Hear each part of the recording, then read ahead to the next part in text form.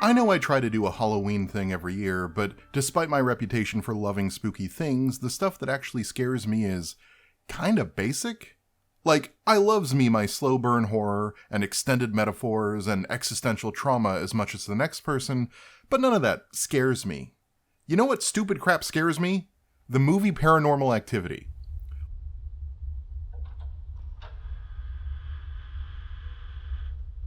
A lot of stuff moving around for no reason, and there's nothing you can do to stop it.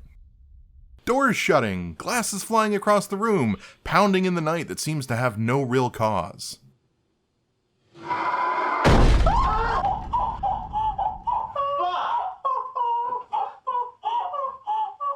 Stuff freaks me out. Another thing that freaks me out? Being watched without my knowledge is like a deep fear for me. It's why I find this scene in Insidious, where the mother passes by the ghastly boy in the corner, far creepier than when he starts actually haunting her a moment later.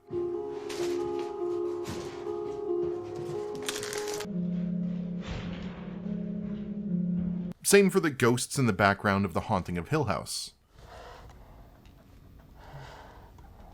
Stuff is legitimately terrifying to me. And I think it's because it's unexplainable and even a little bit absurd. Beastly monsters and slasher villains are physical monsters, so they don't really scare me.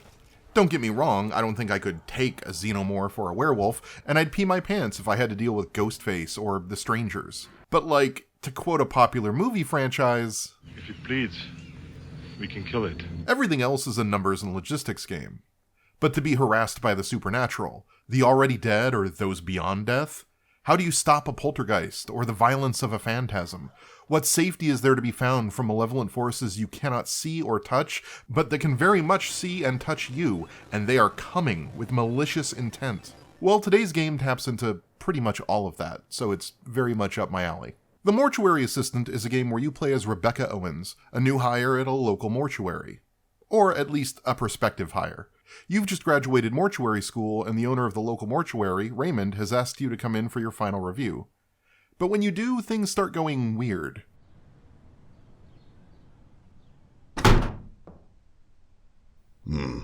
These old windows never stay latched. Stuff starts moving on its own.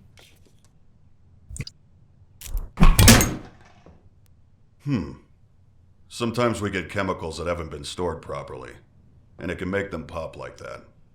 Just keep doing your thing. And you start to see things?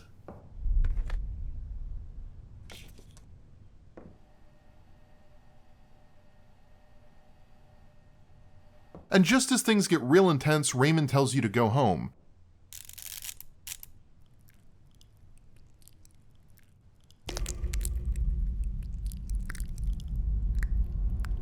Tell you what.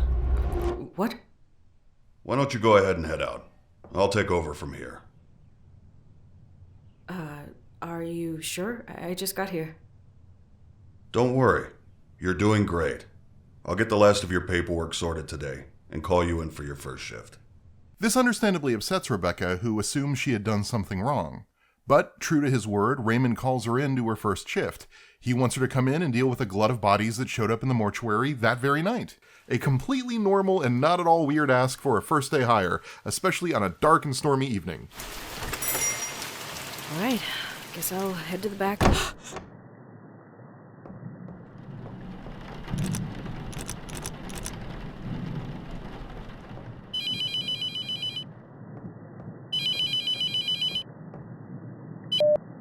Hi, Rebecca. Mr. Delver, I need help. Someone's outside the mortuary. Just try to stay calm. I know you're scared. I'll unlock the door in a moment. What? This is very sudden, but listen to me. We have to start right away. Raymond has locked you in and suggests that you're undergoing the process of demonic possession, that he noticed it during your final review. He's provided recordings to help step you through how to identify and banish the demon that's now haunting you, but he can't do anything beyond that. Ultimately, it's up to you to defeat the evil. Good luck, Rebecca. I'm sorry this had to happen. This is insane. Whatever. Just be the professional one, grab a body, and get started. And with that, Rebecca's adventure in body sitting begins. So, scary stuff aside, this game is actually a pretty fun procedural mystery.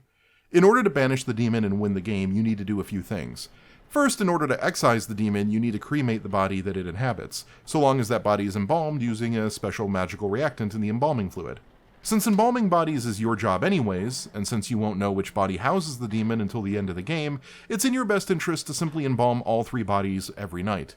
This is the bulk of what you spend the game doing, going down the checklist provided by Raymond, documenting the state of the bodies as you receive them and any wounds they may have, and recording all of that in the computer, sewing their mouths shut, putting eye caps over their eyeballs, draining them of blood, filling the body cavity back up with fluid, and generally making the bodies presentable before putting them back in the mortuary locker.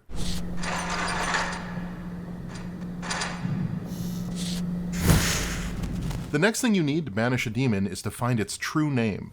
This is done by using letting strips provided by Raymond in his extracurricular research cabinet.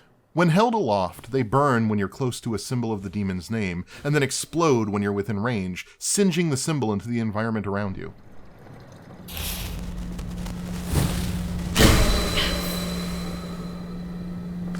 Each demon's name has 4 symbols, and to figure out the order, you'll need to cross-reference the known symbols with the computer application that tells you their name. It also can't be done all at once. Symbols slowly unlock in your environment as you do your job throughout the night. So don't try to just find the demon's name up front by waving letting strips around the entire mortuary before scary stuff can even happen. Just make sure you're casually searching as you embalm the bodies and going about your tasks. You should be able to get all 4 runes sometime in the middle of embalming the 3rd body. Third, you need to identify which body is actually the possessed one. And this is where it can get a little tricky. There are lots of little tells. Sometimes the possessed body will move, sometimes just a twitch.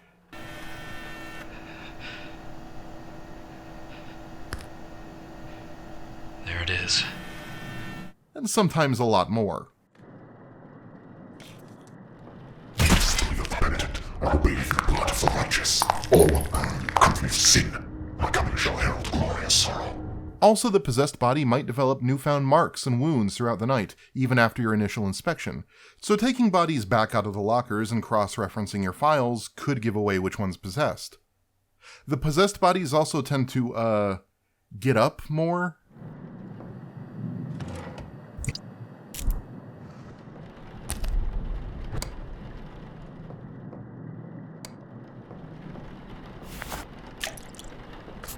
But all of this is kind of subjective because the demon knows you're looking for it, so it might, say, do some minor body movements in a body it's not possessing to throw you off the scent. And finally, if you spread some ashes from the crematorium on a body and light it with a match, a demonic symbol will appear. If the symbol on the body matches the house of the demon whose name you know, that is your body. But you can only do this once per game. Once you've identified and embalmed the body, write the demon's name on the slate using the sigils provided by Raymond in the right order. Then put the slate on the body's chest and cremate that sucker. You're wrong, you know.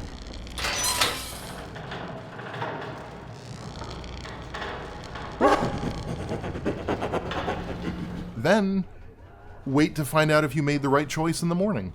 All of this is done under a timer, Rebecca's distance from demonic possession. In the opening of the game, Raymond tells you that you can scribble on a notepad in your inventory menu. The more it looks like nonsense scribbles, the safer you are, but as the demon's hooks slowly take root in your subconscious, your mindless doodling will give way to a demonic rune. The further into demonic possession you are, the more spooky stuff you'll see, the more name runes you can uncover with letting strips, and the less time you'll have left to finish the job before you're completely possessed. What makes the game scary is that the entire time you're focused on unraveling who this demon is and what body it inhabits, the demon is there to, well, basically do demonic spooky stuff. Sometimes it'll do traditional subtle haunted house stuff like lights flickering on and off, or loud noises like doors slamming and knocking.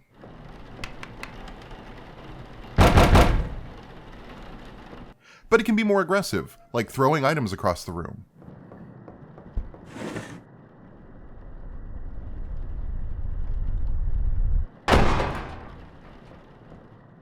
Or even pushing Rebecca down at times.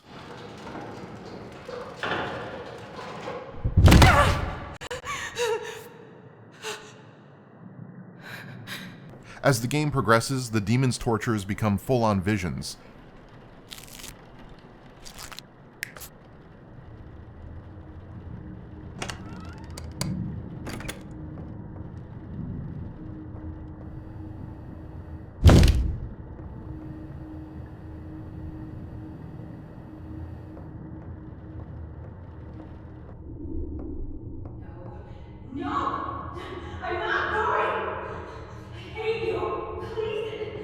This is also how the game tells much of its backstory regarding Rebecca, as the demons love to use her past against her.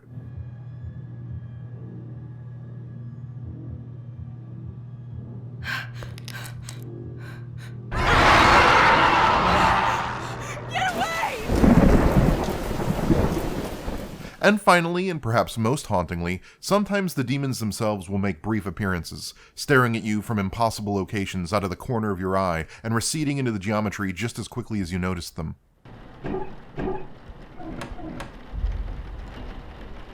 And in reviewing the footage for this video, I was the mom in Insidious. I was working on this body, and unbeknownst to me, I was being stared at by this ghost under the cabinet. And I didn't even notice till I played the footage back, and I completely ignored it. If you watch, I just keep moving.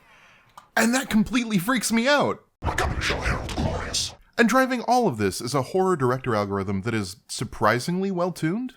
It uses what part of the embalming process you're on, what room you're in, where you're standing, and where you're looking to ensure that pretty much every part of the mortuary has one or two great scares that can be triggered at a moment's notice.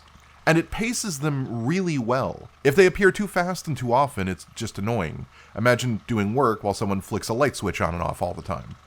But if it's too slow, the game stops being scary. So the algorithm is typically tuned just enough that you get distracted and focused on the mystery in front of you before getting you with one of its scary beats.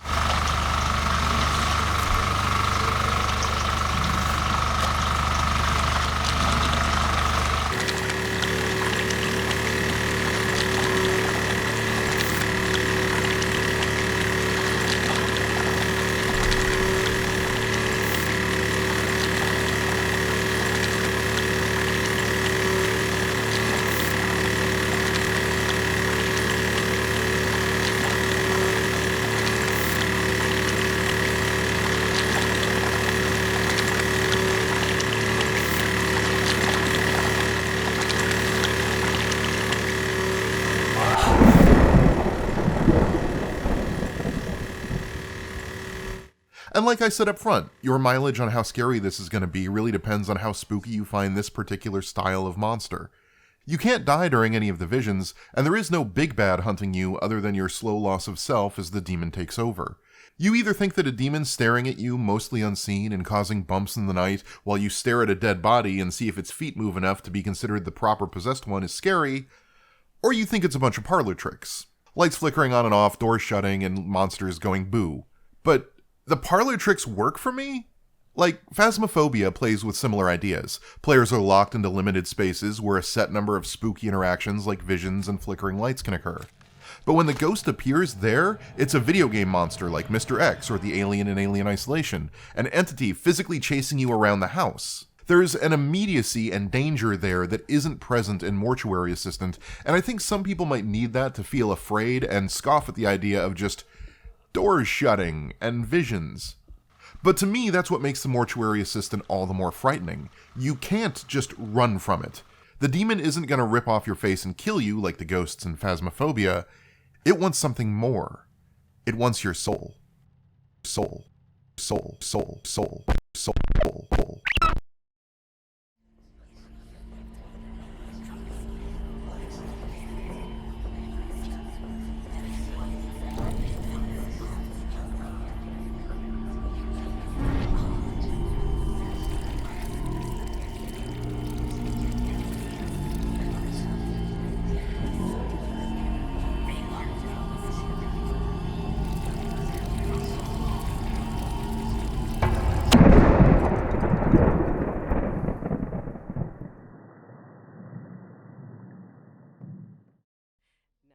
Finally, while I don't want to ruin the game's surprises and secrets, I'd be remiss if I didn't point out that there is a story here, told over multiple playthroughs as details about both Rebecca Owens and Raymond Delver come to light. Both characters have tremendous guilt for things they've done in the past, and it's loosely implied that the guilt they carry with them is part of what makes them susceptible to possession in the first place, especially since demons so eagerly use those feelings against them. As a result, the nightly hauntings become something of an allegory for living with shame and remorse, and how we might move on from that. Raymond does this in decidedly unhealthy ways, but Rebecca is trying to figure out how to move forward without hurting herself or others, and really that's what the game's about. The Mortuary Assistant isn't a brand new, bold vision of horror. It's a story of the horrors of demonic possession that you've seen before.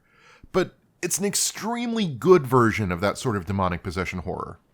The nuts and bolts scares work extremely well, owing at least in part to the fact that they're bespoke and designed to trigger based on where you are and what you're doing. It can get a little repetitive once you've seen the more story-focused visions 2 or 3 times, but it also manages to consistently scare me even now, having played it for several hours, in part because there's a fun mystery game attached. Too often in Phasmophobia or Five Nights at Freddy's or Spooky's House of Jump Scares, you're waiting for spooky stuff. You're waiting for the next jump scare, trying to bait it into happening. The Mortuary Assistant solves that by giving players something to do to occupy their minds and distract them so that when it does trigger the next scare, you're utterly unprepared for it.